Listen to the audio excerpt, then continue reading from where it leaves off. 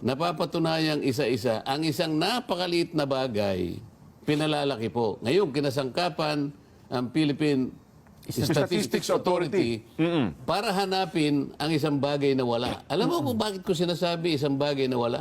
Opo. Hindi ko naman maintindihan yung mga kasama ko. Anong pangalan ng committee, Jen?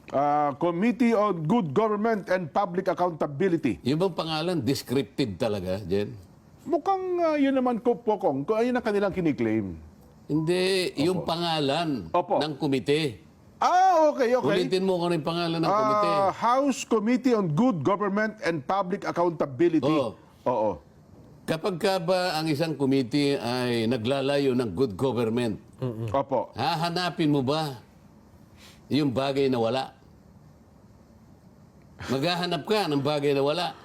Hindi po, sayang ang panahon ko dyan, Kong. Kaya Ganun, nga, tingnan mo akala ko naiintindihan nila yung mawalan ng galang po, mawalang galang na po. Kasi kapag ka nandyan po ako nagpapaliwanag sa inyo, nangaaway lang kayo. Kaya mabuti po, dito ko na lang ipaliwanag. Okay. Jen, ang pinag-uusapan natin ay confidential funds.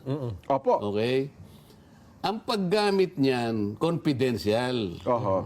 Lahat ng paggamit dyan ay maaring asset ng gobyerno, itatago mo sa pangalan na hindi sila makikilala. Ay, siyempre po. Oo. May termo parang nom de guerre or whatever, nom de guerre. Itatago mo dahil asset mo yan eh. Kung ako mag-iimbento ko ng pangalan. Opo. Halimbawa, yung Nelson, ang tunay na pangalan, Nelson Lubao. Opo. Gagawin mo Nelson Mandela. Merong tunay na Nelson Nelson Mandela. Mandela Hindi pala, mo po pwede. Maghahanap ka talaga ng wala. Nelson Baulo, ako na lang. Okay. Kasi kailangan kong itago eh. Alam ba, Sonle Baulo. Binaligtad ko yung pangalan. Naging Chinese. Ano ang katwiran kung bakit ko tinatago sila? Asset ko ito eh. Opo. Alam mo, Confidential. dapat nating ipagtanggol ang ating bansa sa mga kalaban niya. Ano ba yung layunin ng confidential at saka intelligence funds? Opo. Yan po ay para i-safeguard natin, para sa gamitin natin sa kaligtasan, sa proteksyon ng ating bansa. Yung intelligence fund, ang gumagamit yan, yung army at saka yung police. Opo. Yung confidential Confidential fund, fund yan ang naman. civilian authority. Yes. Katulad ng mga confidential fund, national government agencies, government-owned and controlled corporations, at saka LGUs. Mga LGUs. So, Opo. civilian offices. Pagka-intelligence fund, ito yung army. Opo. Andyan yung NICA, yung ganyan, lahat ng intelligence.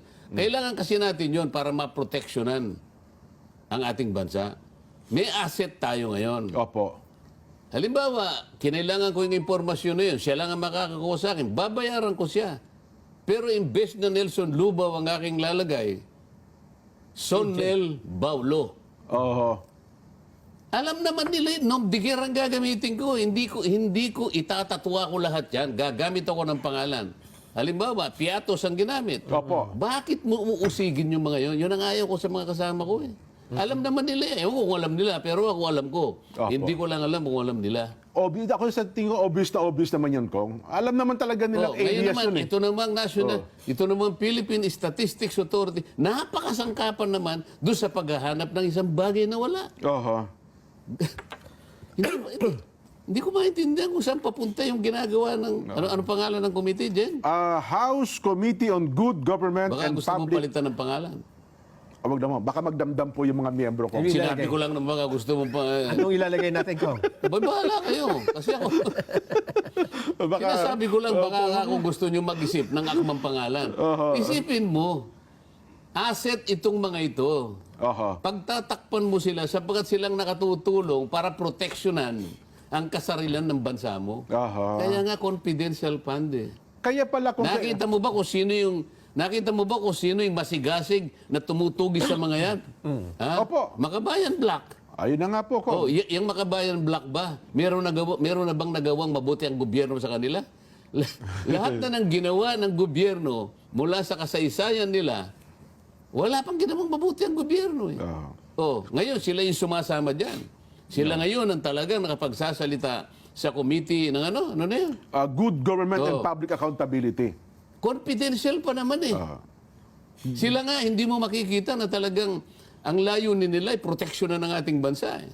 Gusto kasi nilang malaman kung sino yung mga yan para malaman Di sino ba? Kaya naniniktik nga sa gusto kanila. nila, kaya nga nila inuusig ngayon. Yan. Para ngayon, ilitaw ninyo sino ba yan sapagkat yun ang gusto nila. Pag lumitaw yun, ako, yari na tayo. Samantalang kung tatanungin mo, kayo po ba ay nagmamahal sa bansa natin? Ay, oo, makabayan po kami. Tsaka sabi nila. Oo. Paano nyo po nasabi na makabayan kayo? Bakit po kayo yung makabayan? Ano po kami, makapili?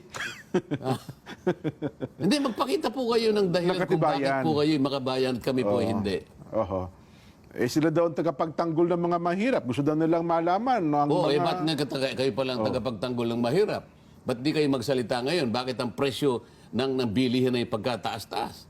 Oho. Bakit po yung kuryente pagkataas-taas, hindi kayo kumikibo? Bakit po nabaha na po tayo? Napakaraming perang nawaldas, ba't di po kayo kumikibo? Kung sinasabi po niyo nagmamahal kayo sa bansa. Ang tinutugis po ninyo ay yung pong pinaggamitan ng pera sapagkat ayaw ninyo yon. Oho. Kasi yung protection ng bansa natin, yun ang ayaw ninyo.